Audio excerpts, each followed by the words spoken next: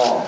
Jadi memang alhamdulillah tadi Pak Presiden di pagi hari sudah menyampaikan hal-hal yang berkaitan dengan apa yang sudah dilakukan oleh beliau. Salah satunya adalah bagaimana kemudian pemerintahan Pak Jokowi ini sudah mengerjakan jalan nasional kurang lebih 2042 ya tadi ya kilometer jalan tol plus jalan desa 311.000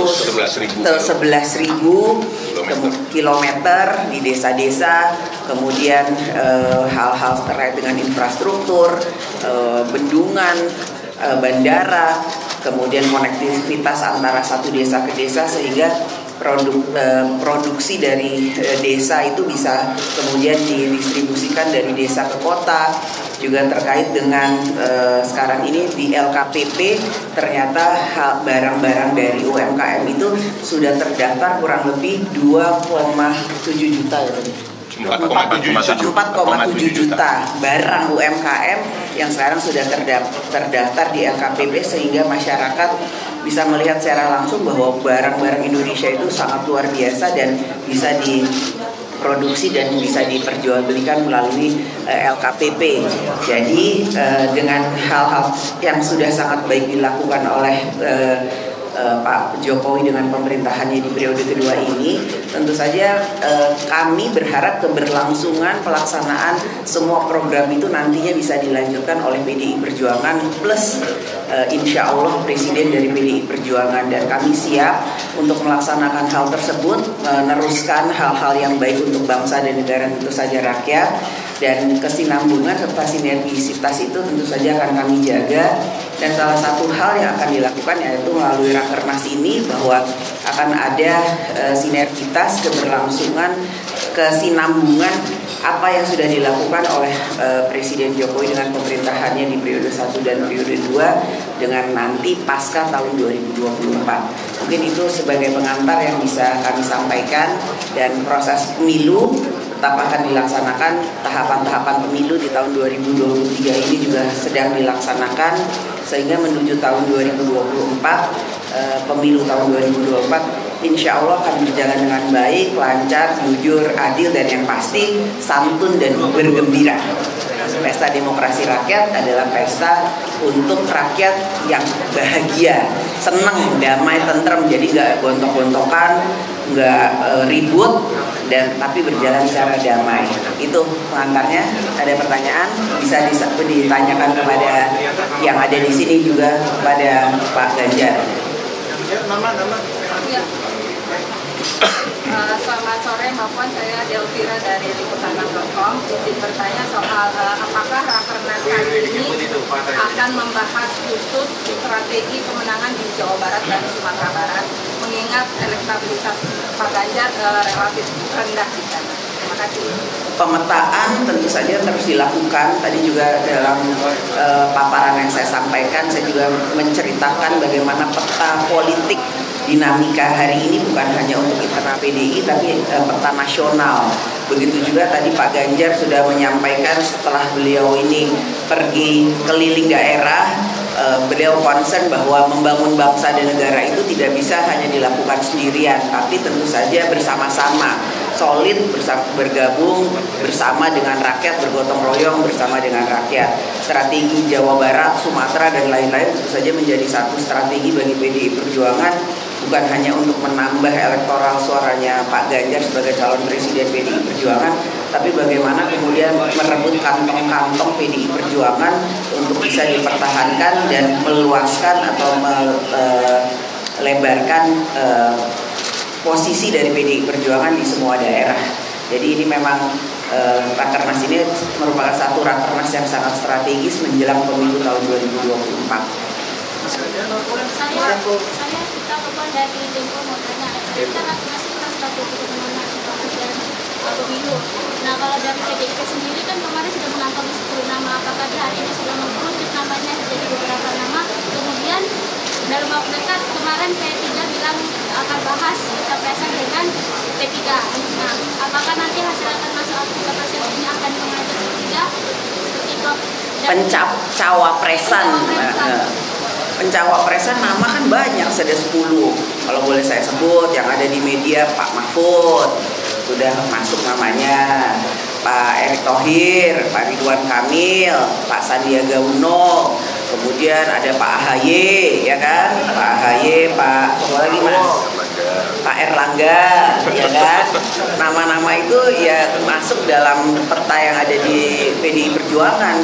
Kalau bisa saya sebut beberapa nama itu, dan semuanya tentu saja mempunyai kelebihan-kelebihan yang nantinya akan dipertimbangkan, dan kemudian apakah itu bisa bekerja sama dengan calon presiden dari PDI Perjuangan sesuai dengan visi misi, cita-cita dan lain-lain sebagainya. Jadi nama tetap akan kami kerucutkan, tapi belum hari ini. Hari ini masih menimbang-nimbang dulu nama-nama yang ada.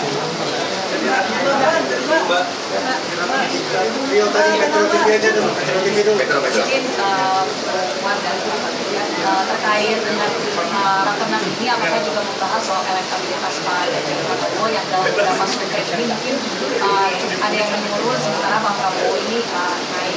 Yang kedua, Mbak, izin kalau soal wacana pencalonan Mas Kaisang sebagai wali kota Depok dari PDIP, apakah cukup optimistis untuk bisa memerahkan langit Depok yang sudah 20 tahun bersama PKS?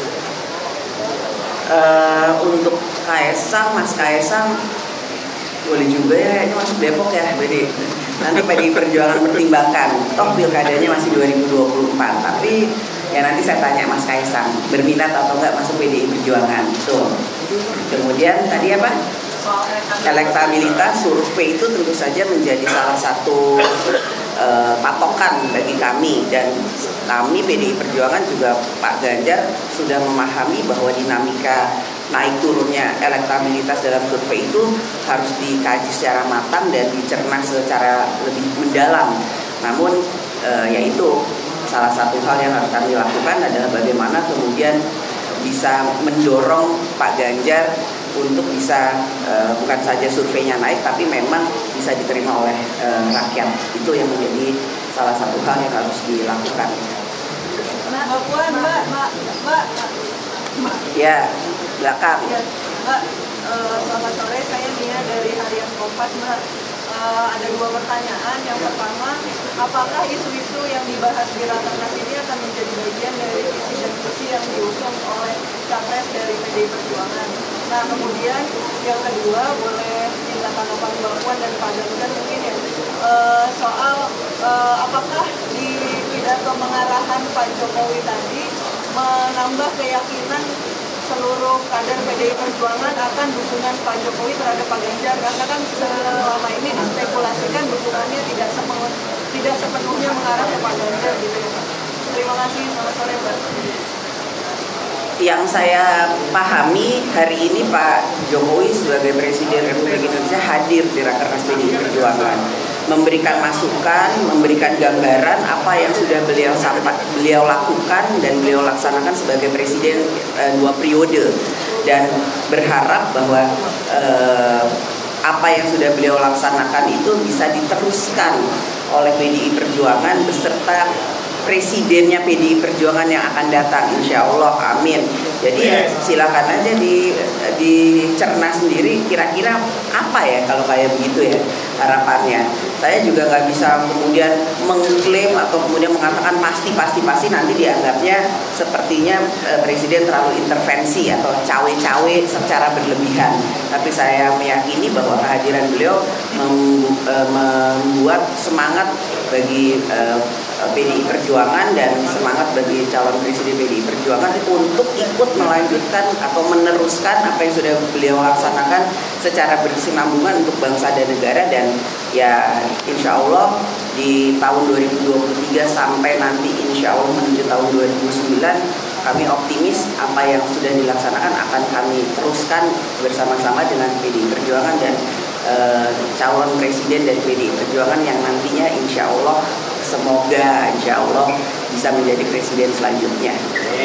Ini Rakernas ini membahas visi misi presiden.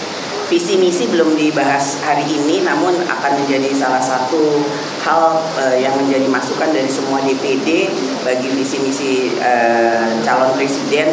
Tapi kan visi misinya itu nanti masih panjang, jadi mungkin masih bisa ditambah, masih bisa dikurangi, masih bisa juga diganti. Yang pasti calon presidennya bersepakat bahwa sebagai calon presiden yang diusung oleh PDI Perjuangan visi misinya itu harus sama atau tidak atau bersinergi dengan visi misi Pak Jokowi untuk bisa meneruskan apa yang sudah dilakukan oleh Pak Jokowi sebelumnya. Gitu ya Mas ya.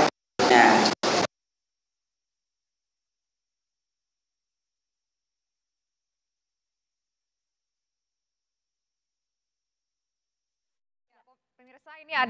Pemirsa, gambar yang Anda saksikan di layar kaca adalah kondisi pasca dilakukannya Rakernas hari ini PDIP, di mana tadi kita sudah menyimak ada beberapa poin yang disampaikan pasca Rakernas ini, dan juga menarik di sini adalah Ganjar Pranowo memberikan pidatonya. Begitu juga dengan Joko Widodo selaku Presiden Republik Indonesia yang juga merupakan salah satu kader dari PDIP